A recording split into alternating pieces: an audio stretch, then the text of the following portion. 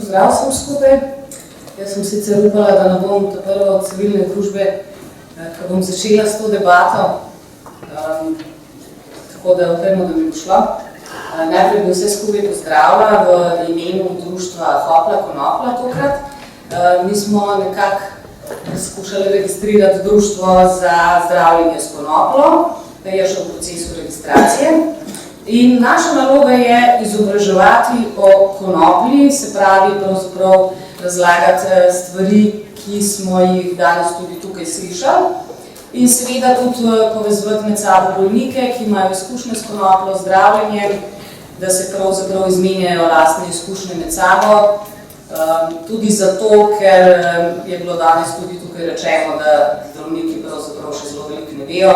Ljudje, ki so pa to že čez dali, pa mislim, da imajo malo več pojma, kako to vpliva na njih. Pravilno je in skrajni čas, da se pogovarjamo tudi o konoplji in o tem, kakšno dobrobit prinaša človekom. In če hočemo res dobro ljudem, potem se lahko strinjamo, da moramo misliti predvsem na njih.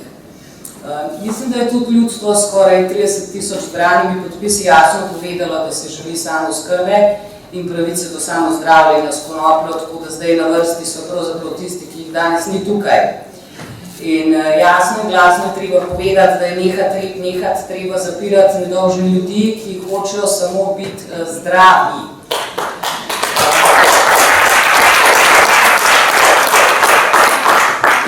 In ena izmed človekovih pravic, ki so nam danes kratene, je tudi pravica do zdravja in dobrega počutja. In jaz mislim, da je bo tle čist zares dost. Moram se odzvati tudi na predstavitev farmakologije, ki je izšla, če se ne motim, marca letošnjega leta, imam prav, junija, pardon. Recimo, gospa, ki to predstavljala, je omenila, da konoplja škodi mladostnikom. Jaz sem opazila, da ta raziskava, ki je bila navedena, je bila narejena leta 2002. Tako da sem zelo žalostna, da civilna družba, ki pravzaprav nima nobenega medicinskega znanja, pozna stvari veliko bolj podrobno, ker 26. avgusta leta 2015 je Journal of American Medical Association Psychiatry izdal dve raziskavi, ki dokazujeta, da konoplja mladostnikom ne škodi. Ena raziskava je, da se opravičujem za angleščino, ampak ne bom prevajala, ne bom zavajala, Predisposition in the Association between Cannabis Use and Subcortical Brain Structure. In druga je Early Cannabis Use, Polygenic Risk Score for Schizophrenia and Brain Mutation in Adolescence. Obe te raziskave dokazujete, da konoplja mladostnikom ne škodi. Tako da prosim, zdravnike, preberite si, bodite dosledni v svojih izjavah, ker stvari, ki jih slišimo nekateri, ki vemo več, očitno o vas, se nam zdijo kar malo smešne. Prav tako se mi zdi smešna trditev, da konoplja oziroma konopljine kanabinoidi, se bom izrazila, da so tisti, ki škodijo novorojenčkom oziroma otrokom, ki še niso rojeni, ker je leta 1994 dr. Melanie Dreher izdala izsledke svoje raziskave, ki jih je začela delati že v 60-ih letih prejšnjega stoletja po naročilu medicinske fakultete. Raziskava je jasno pokazala, da so bili otroci in mater, ki so vsakodnevno uporabljali konopljo v zmernih ali velikih količinah, v resnici bolj zdravi od otrok mater, ki konoplje niso uživali med nosečnostjo, saj so na testih dosegali boljše rezultate. Ti dve sem izpostavila, zato ker je vedno v politiki in pri zdravnikih izgovor, se pravi, da konoplja povzroča shizofrenijo in da škodi otrokom. Tukaj postavljamo vprašanje naši stroki. Če je bilo odkrito, da je materino mleko polno kanabinoidov, kako lahko trdimo, da to škoduje otrokom? Jaz tega ne razumem. Kanabinoidi so po raziskavah poznani po tem, da spodbujajo imunski sistem in razvoj možganov pri otroku. Želim si, da bi lahko se ne smejali zdravnikom pri takih izjavah. Ne bom kaj več dost povedala, ker je bilo veliko rečenega, bi pa zaključila z besedami Kristoferja Bogdana Meška, ki ga danes žal ne bo tukaj, kdo ga ne pozna, on je avtor predloga zakona, ki smo ga podali civilna družba v parlament. In on je spisal eno tako luštno priredbo slovenske himne in mislim, da je prav, da jo tukaj povem. Prijatelji, obrodile spet konoplje so zdravilo nam sladko, ki nam oživlja žile, srce razjasni in oko, ki v pepeli vse skrbi, v potrtih srcih ubudi. V sovrage našega zdravja ne zoblaško utrešči smrt. Prost, kot je bil očakal, naprej ne bo Slovencev vrt. Naj zdrobljenih roke si spone, ki jih še teži. Živi naj vsi narodi, ki hrepeni dočakat dan, tako da sonce hodi, tirani sveta bo pregnani. Korojak, prost bo vsak, ne bolnik, le zdravnik bo sam svoj vsak. Hvala lepa. Ja, replika na študije, ena kratka, rada bi povedala, da danes pravzaprav situacija je tam, da danes se lahko dokaže marsikaj, praktično vse, odvisno od vplačnika. Poznamo tudi študije, torej, prispevek, ki je bil zbran z razlogom. Tudi ni pavšalno govoril o tem, da so kanabinoidi škodljivi za mladostnike, ampak obravnava eno študijo, kjer je pač pokazana incidenca med pojavom shizofrenije pri tistih, ki kronično živijo, pri tistih, ki točno določen endpoint raziskave. Verjamem, da je ogromno raziskav in kot sem že omenila, če gremo od raziskave do raziskave, lahko gremo z velikim veseljem, smo tudi medicini pripravljeni za tem sodelovati in pomagati interpretirati raziskave. Pri raziskavah je zelo pomembno, ne samo kdo je plačnik, kdo dela, tudi kako je predvsem, kako je načrtovana, kdo je vključen v njo, na podlagi kakšnih kriterijev, kdo je izključen na podlagi kakšnih kriterijev, kakšne so opazovanje točke, kakšna je statistika in čas presega to.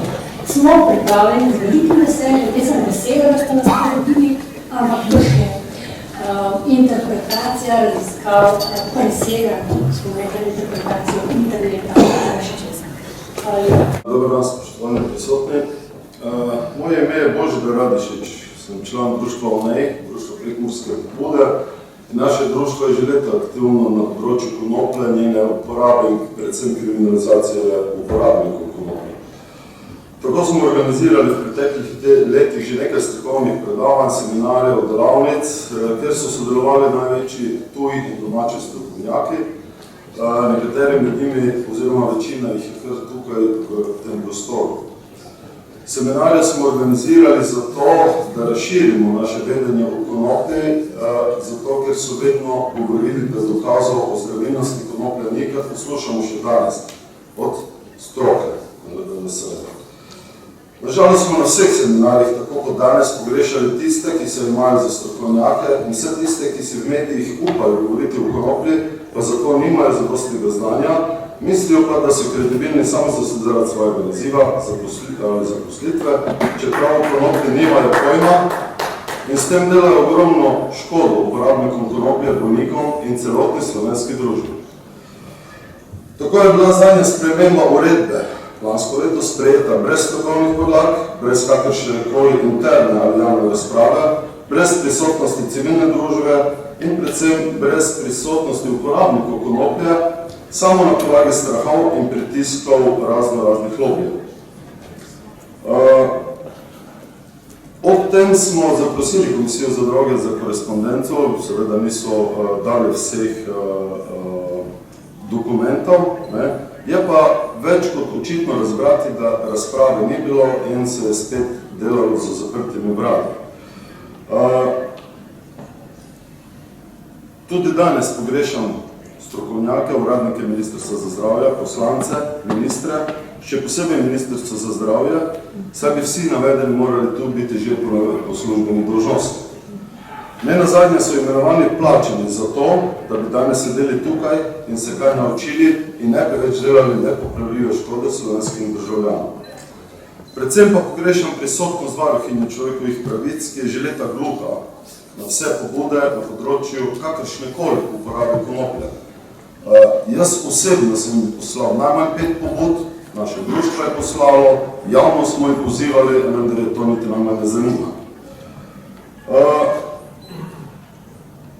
Pozdravljam pa vse strokovnjake, tudi tiste, ki so govorili danes, ki si upajo in želijo sodelovati tudi s tako imenovano civilno družbo, čeprav jih je civilna družba prehitela po desni že pred leti. Ostale strokovnjake seveda. Od odkritja endokannabinoidnega sistema je minilo 25 let. Od odkritja inzulina do uvedbe v medicini je minilo 1 leto, od odkritja penicilina do uporabe je minilo 1 leto. Endokannabinoidni sistem poznamo 25 let, THC skoraj 40, oziroma malo več kot 40 in ne zgodi se nič.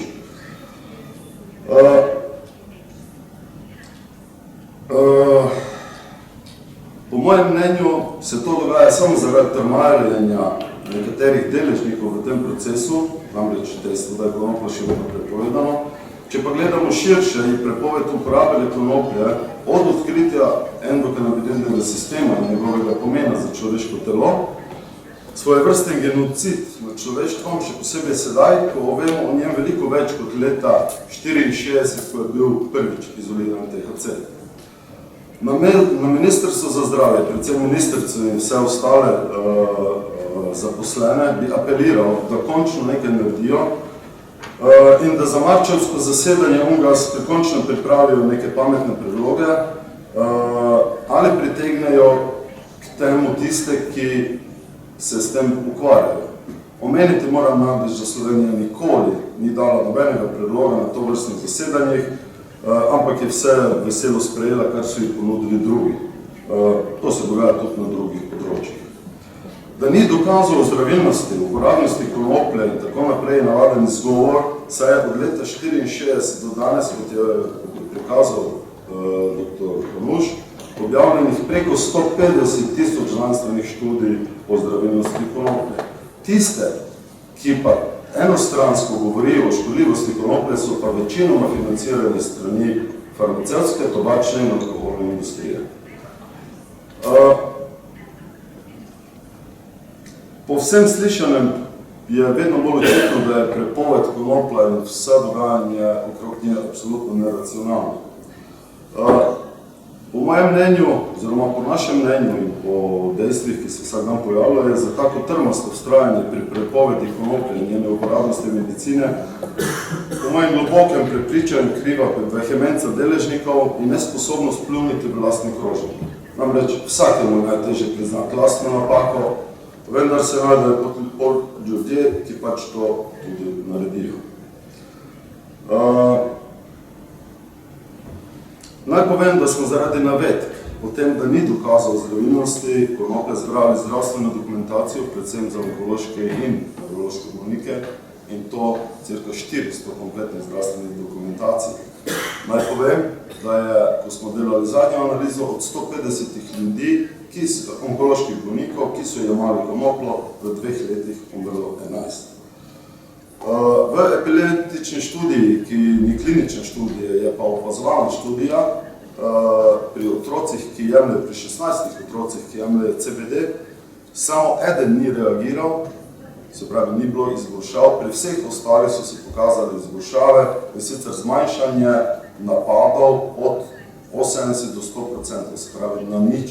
In tudi iz 30, 40 ali 100 napadov epileptičnih na dan. Iz tega, se pravi, smo pripravili opazovalno študijo zdravljenja raka, epilepsije in pri slednji sodelujejo tudi zdravniki, ki niso imeli nobene možnosti več, da bi pomagali otrokom z najhujšimi oblikami farmakorezistentne epilepsije.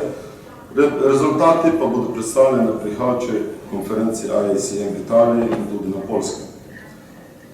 Najbolj pereč problem v zgodbi okrog konoplje pa predstavlja zlorabo slovenske zakonodaje na področju drog in to prav strani slovenskega pravosodja, ki bi moralo slovensko zakonodajo spoštovati, jo pa dejansko zlorablja ker kazenski pregon uporabnikov konoplje nima pravne osnove, sploh ni bolnikov, ker pravo pozna tu termin skrajna nuja. In če je nekdo na smrt bolan, jaz ne vidim, kaj je bolj skrajna nuja, kot če se ti gre za vlastno življenje. Se pravi, slovensko pravosodje na tem področju slovensko zakonodajo zlorablja, in tako so slovenska sodišča uveljavila sodno prakso, ki je nezakonita. Ministrstvo za zdravje namreč v vseh svojih poročilih MCDDA, to je Evropski center za droge, navaja, da posest katerekoli droge za lastno uporabo za posest v Republiki Sloveniji ni mogoče izreči kazni zapora, kar je logično, ker je posest in gojenje prekršek po 31. oziroma 33. členu ZPPPD. Izprijena sodna praksa pa kaže povsem drugačno sliko. Nenazadnje pa moramo vedeti, da Slovenija takšen nezakonit pregon uporabnikov konoplje in drugih drog pomeni enormen strošek za slovenski proračun, ki po naših podatkih in preračuni znaša 50-100 milijonov evrov na letni ravni, ob tem ne upoštevamo tistih 10 ali koliko milijonov, ki ga dajo ministrstvo za razne neučinkovite programe na področju drog.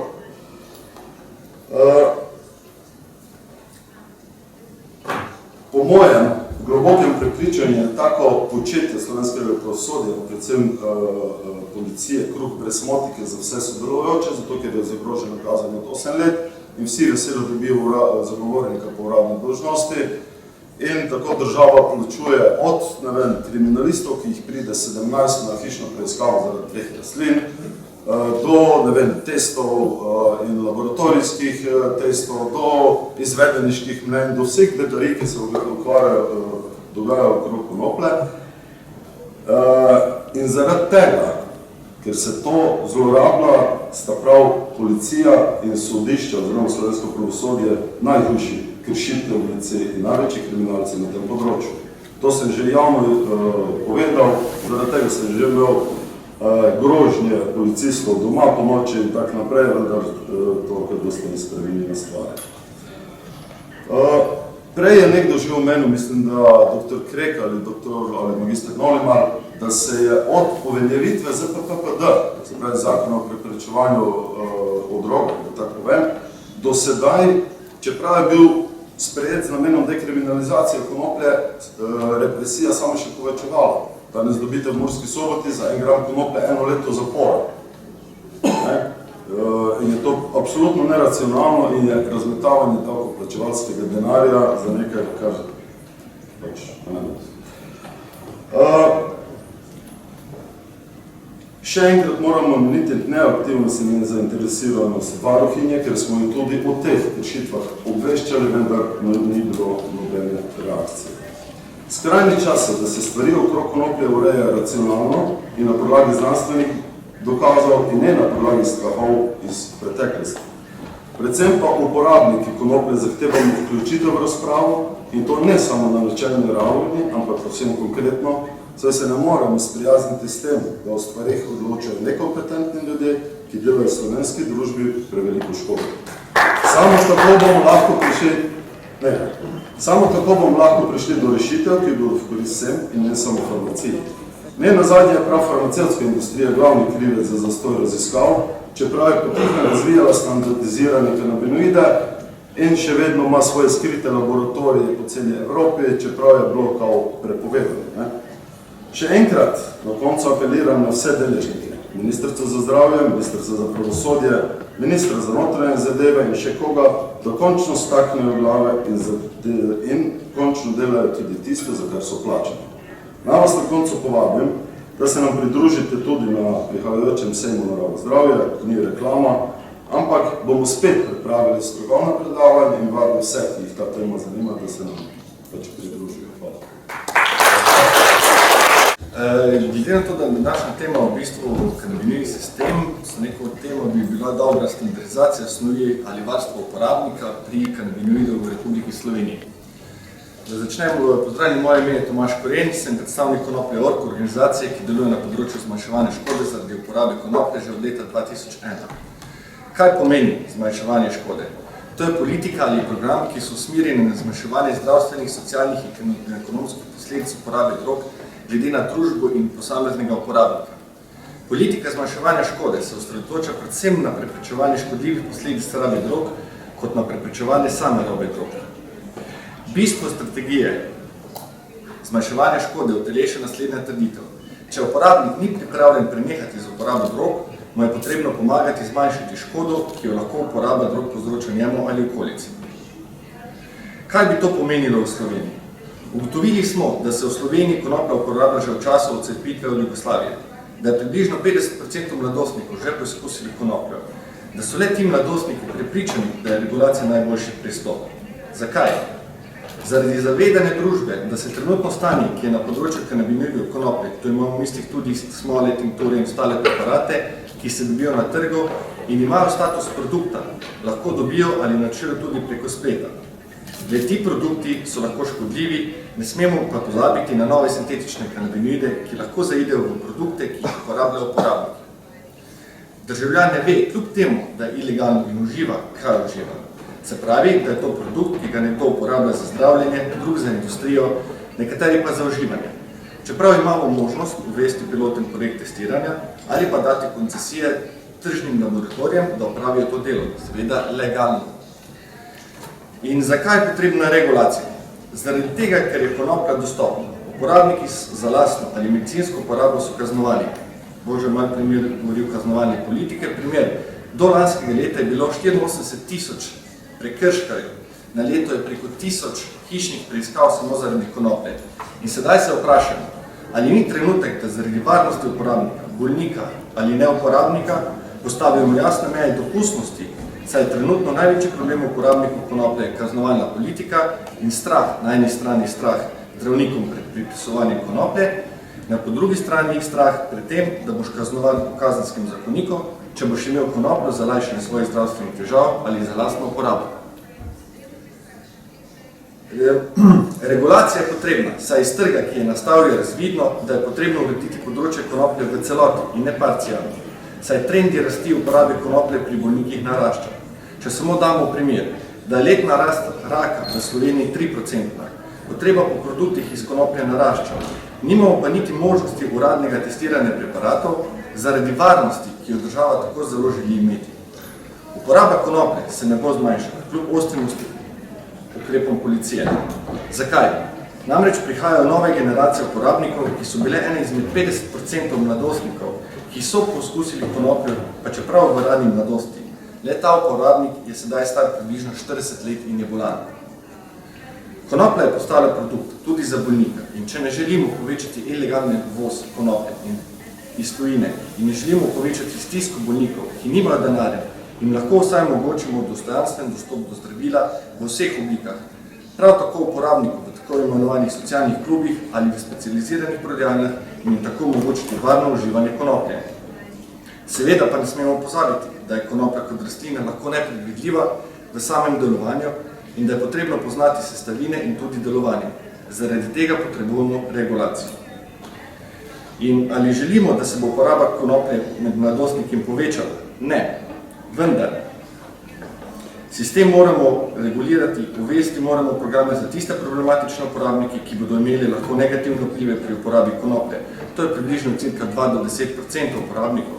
Vendar to ne pomeni, da ne bomo zaradi teh 2 do 10% uporabnikov, ki imajo problematično uporabo konoplje, poskrbeli za 98 ali 90% uporabnikov, ki pa si želijo samo varen ter kontroliran dostop do konoplje in njenih preparatov za medicinsko in osebno uporabo. Narediti želimo politiko, ki se jo da evalvirati in oceniti njeno uspešnost, hkrati pa zaščititi ranljivo populacijo in jim omogočiti kvalitetno življenje oziroma preživljanje prostega časa. Sedaj, ali se bomo preigravali scenariji, ki so že preigrani, ali bomo predvideli in ukrepali v interesu uporabnikov in varovanje človekovega zdravja, varovanje človekovih pravic, ki so zaradi črnega trga izpostavljeni nevarnostim in nepreverjenim produktom. Ali želimo nepremišljeno ukrepanje in zaostrovanje ali končno revalviranje politike in ocenitev stanja? Trenutno stanje je zaskrbljujoče, predvsem zaradi vse večje stiske ljudi, ki uporabljajo konopljo za zdravje ali osebno uporabo, ki ne vejo, kaj kupijo in kaj uživajo, so le nepreverjene ocene in kvaliteti produkta.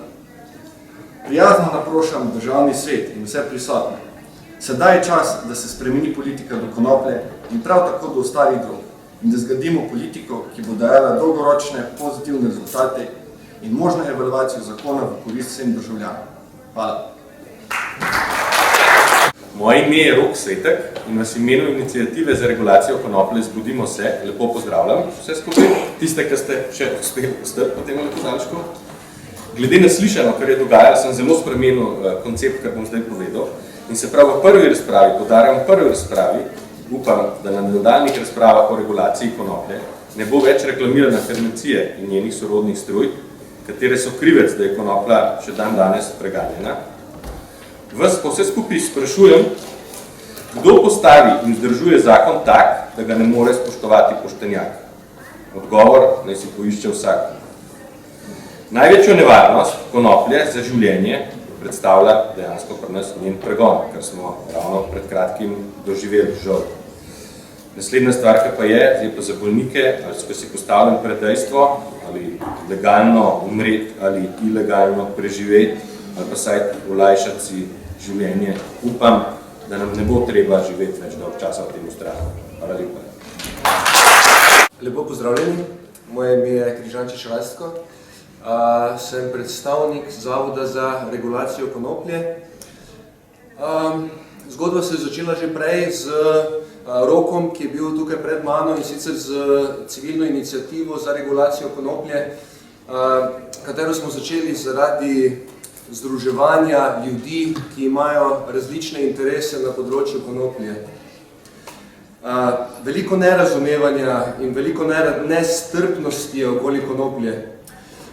Žalostno je, da veliko nestrinjanja pride prav iz naših vrst, iz vrst zagovornikov konoplje. Žalostno je tudi, da se tovrstnih posvetov srečujemo vedno isti ljudje. Vedno isti ljudje, ki mislimo dobro, ni pa tisti, ki so decision makeri, ki bi lahko dejansko nekaj uredili. Vodilo pri našem delu je povezovanje z namenom zaključka vojne proti konoplji, ki se danes končuje tam, kjer se je začela, v Ameriki. Slovenija pa spet bojazljivo stoji ob strani, hkrati pa še vedno krati človekove pravice uporabnikov. Podpiramo uporabo v industrijske, terapevtske in socialne namene. Zavzemamo se za prekinitev prohibicije, ki svetu dokazano ni prinesla nič dobrega. Zavzemamo se za formalno združevanje aktivistov, nevladnih organizacij, strokovne javnosti, politike. Smo proti korporativnim in korumpiranim ponujanjem predragih izdelkov, ki si jih ljudje ne morejo privoščiti. Takoj, ko bomo omogočili zdravljenje zgolj v medicinske namene z konopljo, se bo zgodilo to, da bodo prišle noter korporacije z visokimi cenami in spet bomo na istem mestu, da si ljudje zadeve ne morejo privoščiti. Jaz imam predpisan sintetični kanabinoid oziroma ekstrakt dronabinol, ki ima astronomsko ceno za nič vsebnosti. Omogočeno mi je tudi nakup cveta iz Nizozemske, ampak moram osebno iti na Nizozemsko, da pridobim ta cvet. Celo strokovnjak, specialist priporoča uporabo konopljine smole, ampak kje jo dobiti? Zato podpiramo lastno proizvodnjo in ustvarjanje socialnih klubov, ki proizvajajo konopljo za svoje člane, le tem pa naj ne bo treba na črni trg. Nevarnosti črnega trga so, da uporabnik ne ve, kaj kupuje, poleg tega pa se mu lahko ponudijo nevarne snovi za zdravje. Končati je treba za restriktivno politiko. Iz predavanj smo ugotovili, da represija prinese veliko več negativnih kot pozitivnih učinkov. Omogočamo tudi testiranje proizvodov, da bodo lahko uporabniki vedeli, kaj konzumirajo oziroma kaj proizvajajo. Doseči želimo, da bolniki nekaznovano uporabljajo in pridelujejo ter predelujejo konoplje. Ni v tem trenutku že tako z drugimi nevarnimi snovmi, kot je recimo žganje. Prizadevamo si doseči meje nekaznovanosti prenašanja konoplje, ureditve vožnje pod vplivom, saj nimamo ustreznega sistema. Pomembno je tudi, da vemo, da je ogromno različnih sort konoplje in ni vsaka sorta za vsakega. treba je individualno določiti, kaj pomaga vam, kaj pomaga meni in to bomo lahko naredili samo tako, da ne bomo imeli na voljo samo 4 različne možnosti, ampak bomo ponudili, meni se zdi, da so socialni klubi taka ena dobra možnost ljudi, da delijo svoje izkušnje, društva, ki povezujejo bolnike, ki delijo svoje izkušnje. Razumemo pomisleke aktivistov, nevladnih organizacij, stroke in politike. Zato v Zrku iščemo skupno pot, ki bo prenehala s prohibicijo in stigmatizacijo uporabnikov. Stroka želi standardizacijo in študije, po drugi strani pa ne upoštevajo študij, vedno poslušamo, da jih je premalo. Danes smo ravno videli, koliko študij imamo. Pod pretvezo standardizacije pa se bo najverjetneje dovolilo korporacijam, ki bodo predrago prodajali proizvode. To ni stvar prihodnosti, to je stvar tega trenutka. Za temi stenami se ustvarjajo dogovori, da bodo velike korporacije gojile konoplo in spet bo uporabnik na koncu razočaran. Spet bo izostal človek, mi pa se borimo prav za pravice posameznika.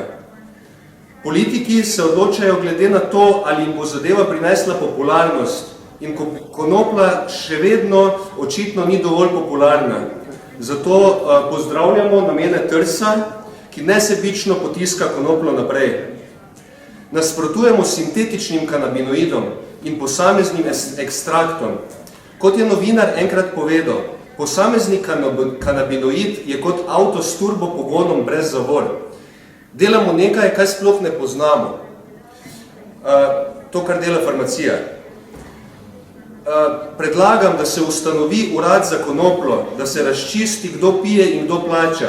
Sedaj se z tem področjem namreč ukvarja vsak, po drugi strani pa nihče. Naša vizija je, da bo konopla spet integrirana v družbo, kot je bila pred prohibicijo. Za ta konsens pa je treba vključiti vse, stroko, politiko in družbo, ne pa da se odloča za zaprtimi vrati. Najlepša hvala za posluh. Hvala, sem Piber Klemen, predstavnik CZPNN, Društva za pravičnost in nadzor inštitucij. Sem Klemen Piber, predstavnik CZPNN, Društva za nadzor inštitucij, za pravičnost in nadzor inštitucij. Sem več kot 30-letni uporabnik konoplje in izkušen s pravosodnim sistemom te države, kar precej izkušen, to bi to prebral. Spoštovani, najprej bi poudaril, da je vse, kar bom izjavil, sodno dokazljivo v državi, ki spoštuje pravo in se ima za pravo. Ko smo se zadnjič srečali, nisem imel pripravljenega govora in sem zgolj improviziral, zato bi danes dopolnil svojo izjavo podano v prvem nagovoru zboja. Ker menim, da tudi s pomočjo prohibicijskega nasilja politične elite te države zagotavljajo enormno stopnjo kriminalizacije prebivalstva za namenom ustvariti tolerančno okolje, ki omogoča nadaljnjo korporativno upravljanje države in ohranitev s tem povezanih korporativnih roparskih dobičkov, ki se jih nadeja politika, kot zlorablja pravico do samozdravljenja s prepovedmi, ki zvišujejo stopnjo kriminaliziranosti prebivalstva in ga z enormnimi kaznimi pošiljajo ljudi v otroštvo. Višina denarnih kazni je glede na višino socialnih prispevkov in minimalne plače ponovno prilagojena ustavni zlorabi državljanov Slovenije. Ta država je in bo pravno zlorabila vsakogar, ki se bo poskušal zdraviti na naraven način in ga označila kot kriminalca in s tem kršila njegove osnovne človekove pravice, vključujoč pravico do samozdravljanja in sonaravnega bivanja. Podal bom isto izjavo, kot jo podajam po poskusih moje kriminalizacije strani uradnih organov Republike Slovenije. Spoštovani, delal sem v Jeseniški železarni 15 let v tako obupnih pogojih za zdravje, da jih označujem za morilske in izjemno nevarne zdravje. Za linijo vročega valjanja brez vratne zaščite stoji linija rezanja in za razrez pločevine. Tam ljudje direktno vdihavajo snovi, zaradi katerih so operaterji zaprti v papir sklopih plastičnih ključih. Ljudi na teh dveh linijah tako direktno vdihavajo tako enormne količine 6-valentnega kroma, silicija, mangana, wolframa, cinka in vseh snovi v dozah prepovedanih po vseh mednarodnih normah in plinov, prisotnih pri vročem valjenju železa. Brez resne zaščite imajo zgor protiprašne maske, ki so za tovrstno zaščito popolnoma neprimerne in ne upravljajo svoje naloge. Delal sem Belan Marin, kjer so morali na zahtevo Evropske unije za lakiranje kalupov z zunanjimi barvami, kjer vsebujejo snovi proti algam in so izjemno strupene postaviti komore. Na embalažah je opozorilo veliko dobro vidna rdeča mrtvaška lobanja. Spoštovani, stal sem po zahtevi delovodja in šefov brata brez zaščite 2 metra od popolnoma zaščitenega delavca, ki je lakiral kalup in se nisem smel umakniti iz obrata.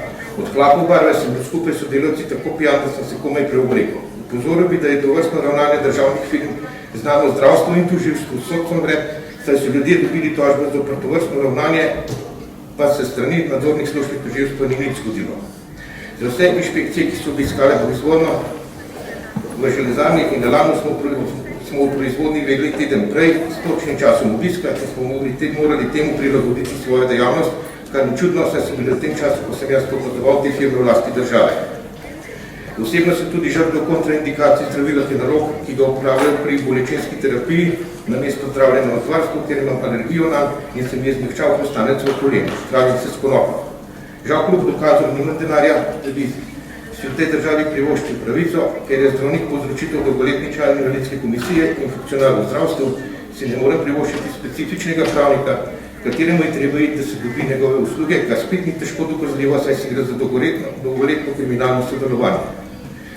Spoštovani, ker policija v tej državi žrtvam institucionalnega nasilja skoraj na podlagi anonimk in govoric, ki jih širi tudi sama, upravlja nezakonite hišne preiskave z namenom kriminalizacije žrtve in jih žaljivo imenuje tablati po sodiščih, kar spet ni kaznivo, saj v večini primerov tovrstno početno pravno ignorira, dokler ne zastara.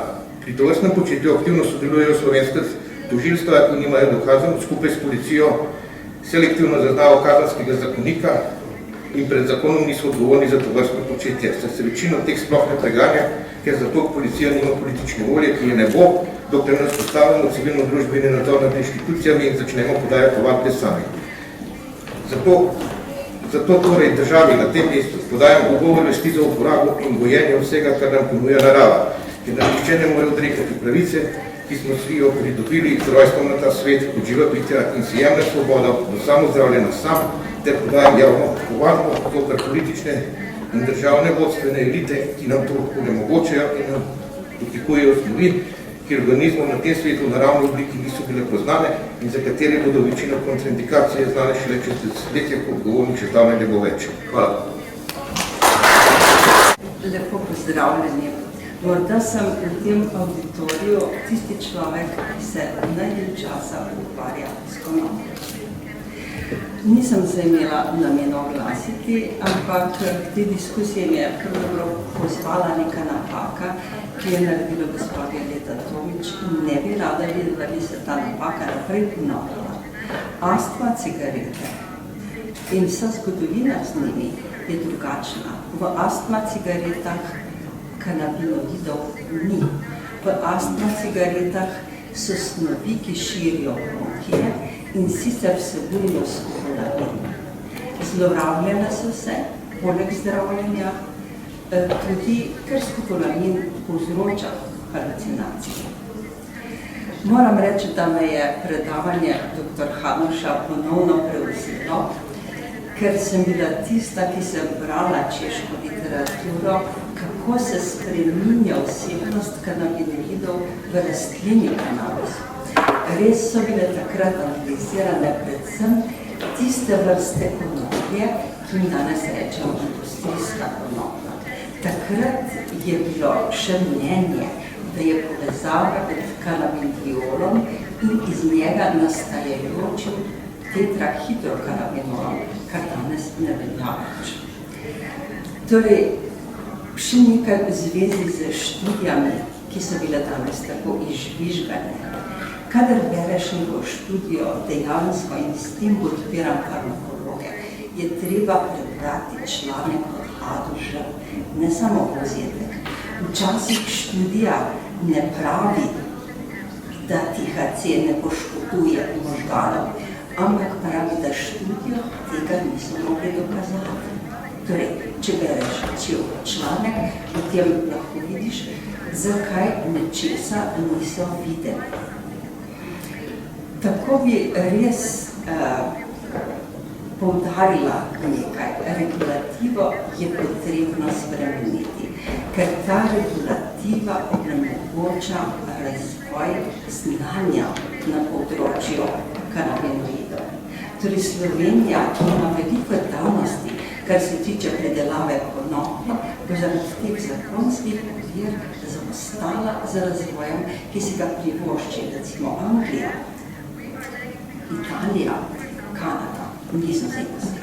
Torej podpiram, da se gre spremembo zakonodaje, da se omogoči razvoj in seveda apeliram na vse te inštitucije, ki so se danes v diskusiji prijavile. Uporabljajte znanje zdravnikov, uporabljajte znanje farmakologov. Namreč, celo življenje sem se ukvarjala z alkoholom in povem vam naslednje, da kadar je bila diskusija o alkoholu pa o vožnji, z alkoholom so imeli vsi tisti veliko znanja in veliko izkušenj, ki so morda nekaj, ki so imeli izkušnje z alkoholom, ki so morda kdaj pili in vozili pod vplivom alkohola. In ni samo ta osebna izkušnja nekaj, ne? Treba je vedeti tudi, kako droga deluje in potem ti je jasno, zakaj tako deluje. Povem vam, farmakologi so vaši zavezniki. Sodelujte z zdravniki in dejansko pozdravljam tudi predavanje gospe Ani Červek, ki je tako lepo razvojno prikazala, kakšne vrste konoplje imamo. Res poskušajmo se opredeliti, Slovenija ne postane dežela, ki bo začela kultivirati medicinsko konopljo. In pogledajte dobro predavanje, kaj je to medicinska konoplja in kako je opredeljena. Prosim, da pozabite na potencialni zdravilni pomen CBD-ja. Volite tako konopljo. Hvala. Verjetno gospa Majda ni dobro razumela, ampak šlo se je za cigarete za astmo, ki so bile v prodaji do leta 1957 v slovenskih lekarnah. Danes pa, ko se uporabljajo skopolamin, pa berdoal, pa to vemo, ampak to so strupi. Dosti boljši kot pa konoplja. Do leta 1957 pa v slovenskih lekarnah. Najprej lep pozdrav vsem prisotnim in pa zahvala TRS, da ste omogočili nam tako družno razpravo. Jaz bom probal biti zelo kratek, predvsem bom navajal, tako kot vedno, samo dejstva. Po deklaraciji OZN in Ustavi Republike Slovenije imamo pravico do odločanja o svojem telesu, pravico do samozdravljenja, pravico do uporabe naravnih rastlin in pa pravico do enakih možnosti. Zdaj bi vas poprašal, kdo je kriv za onemogočanje teh svoboščin v naši Republiki Sloveniji? Po mojem vsi dobro vemo, ne rabim jih določati. Kdo je kriv za diskriminacijo? Danes so ravno najbolj odgovorni za to odsotni, kljub vabilu, tudi na današnji sestank. Jaz sem zelo prisoten se pravi in aktivno, kot aktivist za konopljo, sem prisoten bil na večino posvetov, izobraževanj in tega, no, in redko kdaj, zelo redko kdaj, razen Violeta živijo, vidim koga sploh od teh naših poslancev na kakršnem koli predavanju. To pomeni, da oni že vse vejo. Realnost je pa čisto drugačna. Zakaj rečemo samoozdravljeni nimajo pravice do bolniške in podobnih protokolov kot ostali? To je samo ena od diskriminacij, ki bi jo rad poudaril. Če grem naprej, koliko ljudi je umrlo zaradi obsevanja kemoterapije pa sintetičnih drog, drugs, namenoma jim rečem drugs, ker so droge. Če bi bila kemoterapija, gospod Krek, toliko fajn, pa obsevanje, bi v Fukushimi danes imeli zdravilni center, ne pa jedrsko katastrofo. Govorili se o stranskih učinkih konoplje, pa me zanima, koliko je stranskih učinkov sintetičnih drog in koliko stranskih učinkov naravnih organskih zdravil. Pa dajmo primerjati, katerih je več, v kakšnem razmerju sploh so. Pa bomo videli, da sintetika je daleč od tega, da bi bila zdrava. Zdravniki se distancirajo od pacientov, ki jim povejo, da se samo zdravijo s konopljo. Tako je en moj znanc pacient umrl, zaradi zakisanosti telesa. Do tega je prišlo zaradi samozdravljenja, kjer je pač telo se samo zdravilo, pride do prevelike vsebnosti vseh strupov v telesu, telo pride do zakisanja, zelo laično govorim. No in doktor, lečeči doktor tega znanca se ni ukvarjal z njim izključno zato, ker je povedal, da se samo zdravi s konopljo. In mu ni predpisal, čeprav so vedeli, 2 dni po smrti je izdal v bistvu simptom, ker je zakisanje telesa, medtem ko so to, ker je to rekel, da je vedel že pred mesecem in pol, ampak zdravil proti zakisanju mu pa ni dal. Toliko o tem, koliko zdravniki resno jemljajo paciente in pa samo zdravljenje s konopljo.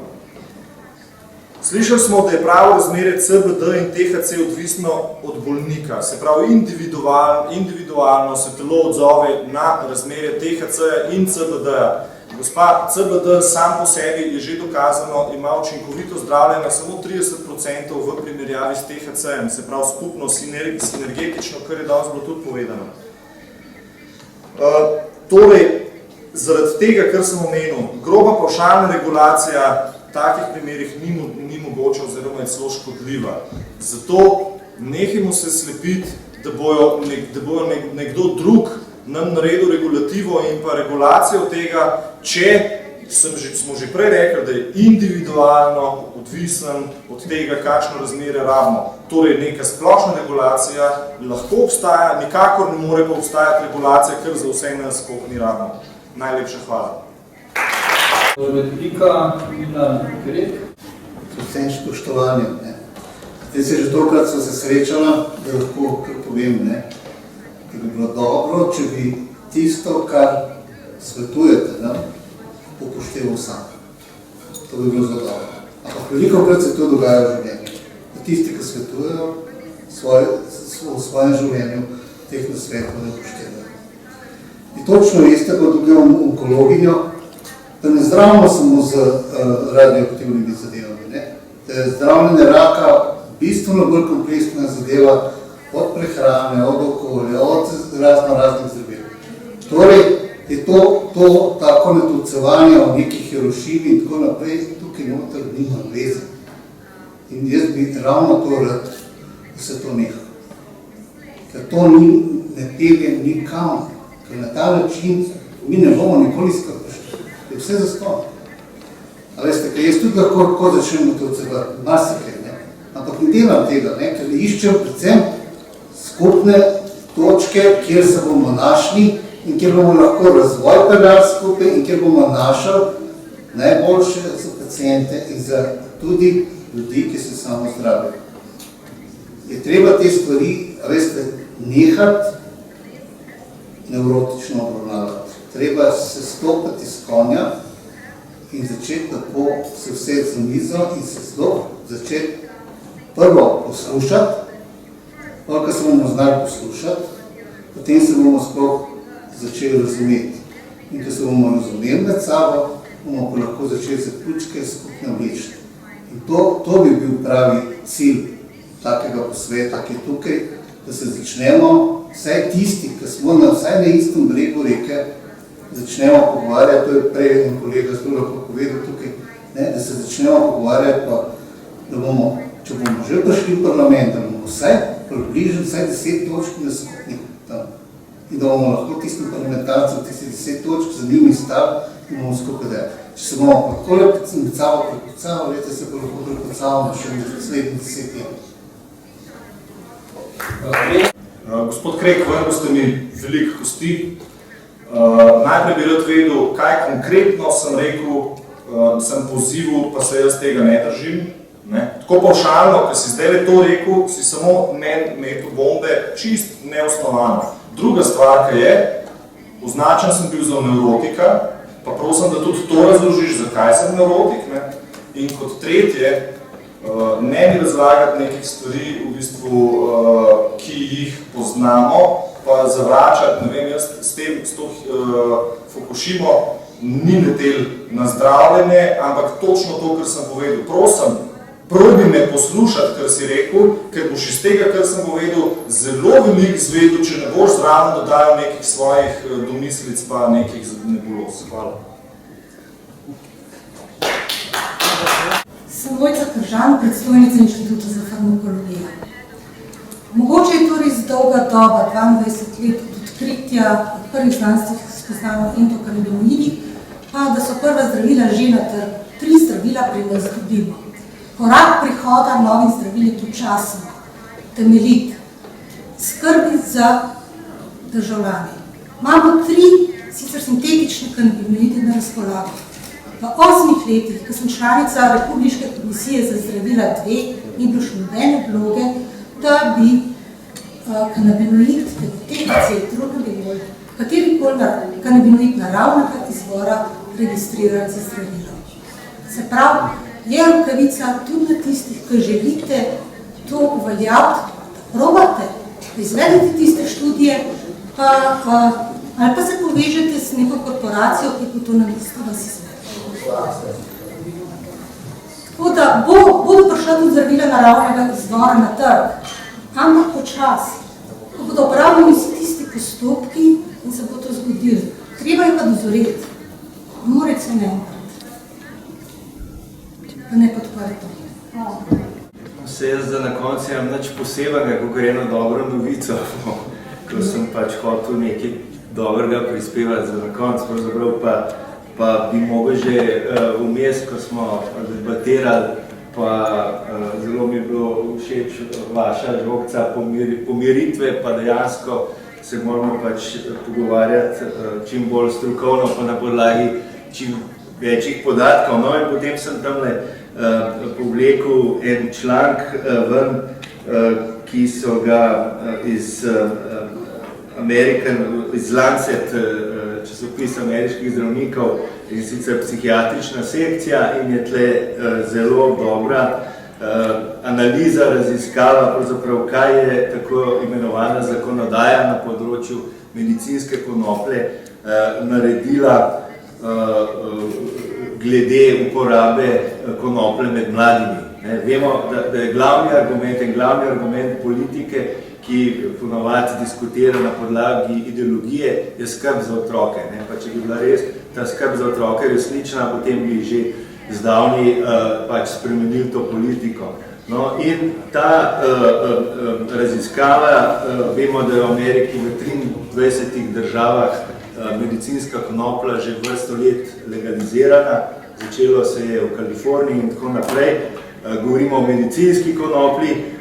Ta raziskava je preučila podatke od leta 1991 do leta 2014, kako je ta zakonodaja na področju medicinske konoplje vplivala na rabo konoplje med mladimi in je zaključila takole: Our findings consistent with previous evidence suggest that passage of state medical marijuana laws does not increase adolescent use of marihuana.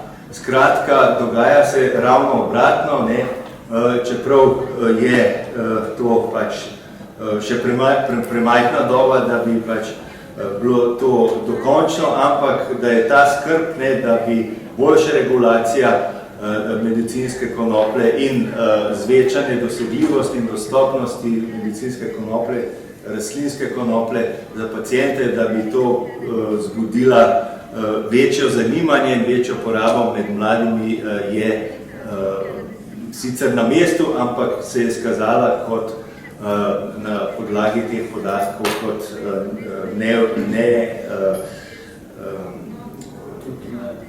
jo niso dokazali. Skratka, to je dobra novica za vse nas, ki mislimo, da lahko medicinska konoplja naredi veliko več dobrega kot slabega, če lahko tako rečem. Sigurno ima tudi določene učinke, ki jih moramo spremljati, ampak dajmo končno tudi raziskovati in spremljati tako te pozitivne učinke kot negativne. In to je tisto ravnovesje, tista homeostaza, ki je potrebna, učimo se pa lahko na podlagi endokannabinoidnega sistema, ki skrbi za to homeostazo. Za konc morda to Hvala lepa, zelo težko bi vas spustila, brez da vas še enkrat pozdravim. Hvala za prisotnost. Pravzaprav se vsi strinjamo, tako stroka kot civilna društva, da je treba ta problem urediti. Nihče od nas ne ve vsega, jaz sem samo umetnik, igralka, nova poslanka, na zdravstvo se ne spoznam veliko, na politiko mogoče včasih še manj, ampak sem pa pripravljena pomagati. In na svoji funkciji, ko sem, vas prosim, da me uporabite kot orodje, ker, kot smo že rekli, hodim na vsa predavanja, povezujem se z družbo, civilno stroko, želim, da se stvar uredi in mislim, da je mogoče bolj pametno, da se začnemo pogovarjati tudi o tem, kako en drugemu pomagati, kako povezati vse te naše dobre ideje in mogoče je edina taka konstruktivna danes, ki mi je dala misliti od doktorja Krejka, da bi res morali ustanoviti urad za konopljo, kjer bi se stekale vse naše informacije, vsa naša znanja in kjer bi končno lahko imeli nekoga, ki bi bil odgovoren za to, ki bi ga lahko vprašali za informacije in da bi lahko šlo naprej drugače. Se z nas zgodi, da se bomo pogovarjali še 10 let in se bomo spraševali, kdo je odgovoren. Ogromno dobrih ljudi z dobrimi nameni, pa vemo, kam je ta hvala pot v pekel. Najlepša hvala.